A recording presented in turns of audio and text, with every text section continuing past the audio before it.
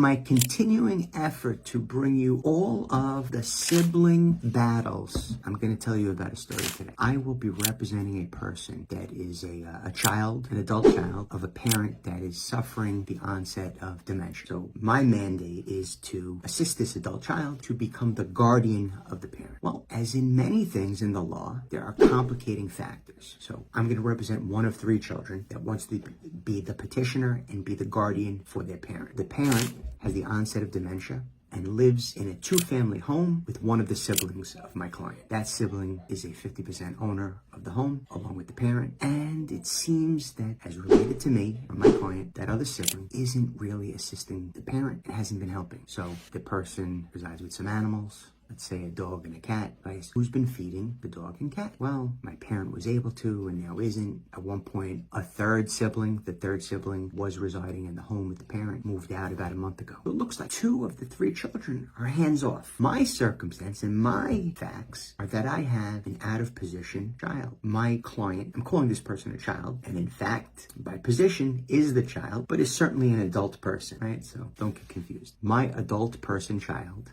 is out of position because the client doesn't reside in New York State. Can you be the guardian of someone if you don't live in the state? Well, in New York, it is permissible. I represent many people that live out of state and they have a ward here in New York. They have to take on the parental role of a guardian and take care of where they live, how they live, what they eat, how frequently they eat, right? We should have a breakfast, lunch, and dinner. Who's taking care of that? In the morning, who is bathing the person, showering the person, cooking breakfast? Well, even if you're out of state, you have to coordinate boots on the ground, right? We need someone there and available to help the person, and depending on the condition of the person. So you can have 24-hour care, you can have caregivers in place, you can have a number of many different persons help. A person from the church, a high school person, a grandchild. We cobble together in a specified plan how we're going to take up 24/7, right? How do we help this person if they in fact need 24/7 care? Some people don't, right? They just need help,